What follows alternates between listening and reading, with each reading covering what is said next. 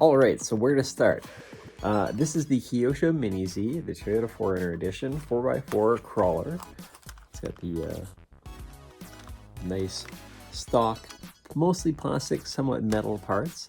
And the first impressions when I got this about a year ago was that it was very underpowered, and it also had super heavy, high weight because it ran off of 4 AAA batteries.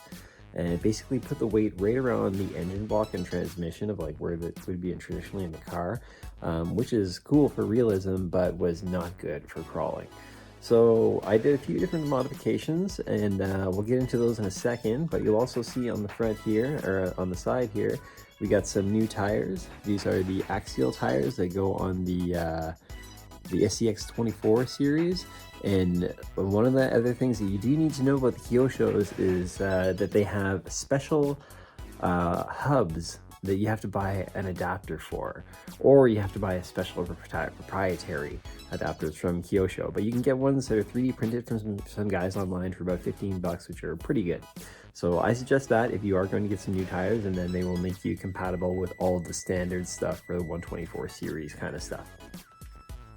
We've got a lot of little weight modifications on this car because weight modifications are very expensive for these. A lot of the accessories and upgrades are very expensive. So I do recommend before you get this to look into what you might want to get and what the performance levels are on this. I personally had this truck when I was a kid, when I was growing up, drove it a lot, a bright yellow one. So I really wanted one of these. So let's get into what's underneath the hood here and what you can't see on the outside, because there's a lot going on here that you can't see that's really boosted this truck up.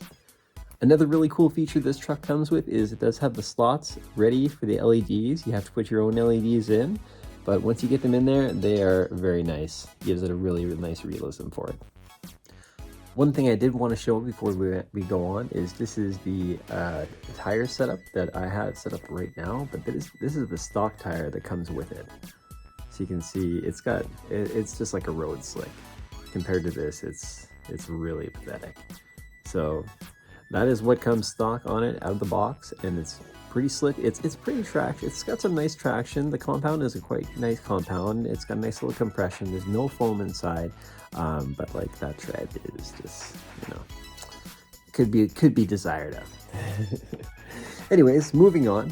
The next biggest thing that I found was a problem with this guy was the power. So what I did was I just took a J plug, I think it is. I'm not exactly certain what the name of this plug is, to be honest, but it's the one that comes with most of the traditional 3.7 volt batteries, just like this. And I just soldered those right onto the battery connectors, right where they would go from what was the tray for 4 AAA batteries, which was a huge block of weight for no reason. Now, removing all that weight in exchange for this little weight, I did need to put a little bit of weight back in there. So underneath the tape right here, it's a little bit hard to see, but I have 2 drill bits, and they're just taped in there just to give it a little bit more weight. And then right on the front, it's kind of savage, I know, with all the tape, but I also have a piece of metal right in front of the servo taped on there. And those basically give it a little bit more nose weight, which helped it out. And at one point, I had a few other spots, but I found it was unbalanced because the transmission's on this side. So I put this nut over here, give it a little bit more balance there. One other last little weight I did was I have a little 3D printed exhaust on the back there, and I just threw a little nut in there to give it a little extra weight. Now, wheel weights are like 75 bucks for these things, like easily 100 bucks sometimes. So what I did for this one to save some money is, it's pretty hard to see, but down in there, I glued, with just a little bit of super glue, which is easily removable, little nuts, little tiny M3 or M4 nuts, all the way around each wheel on each one, and you can see them there. A little bit of grime in my, got some debris in my axles. But basically those help give it so much more weight on the wheels themselves. So much more cost effective than buying something, you know, it's a little janky, but you can barely see it. You can see a little bit there, but he's really looking. Anyways, those are the bulk of the modifications that have made this thing kind of a usable truck. Honestly, a bit of a shelf queen before. Now, I know what you're thinking too, like, are you gonna burn out the electronics, the transmission with all this extra weight, all this extra power? I've been going for over a year on my pretty expensive course, indoor and outdoor, taking it in the mud, and so far so good. So I'm pretty impressed with that overall.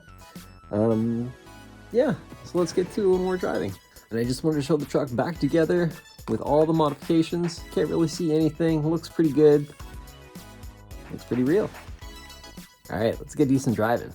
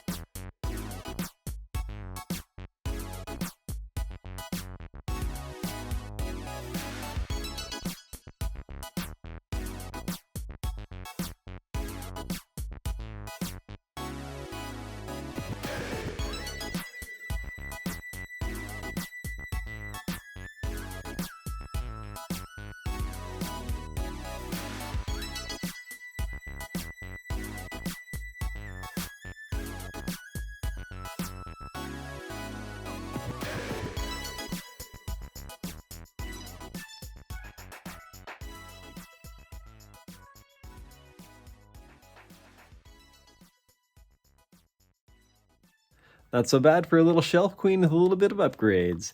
So that's my Kyosho MiniZ, our overview and upgrade overview as well. I hope you've enjoyed the video. Please hit that like and subscribe button. We're going to have a lot more content coming, both short form and long form.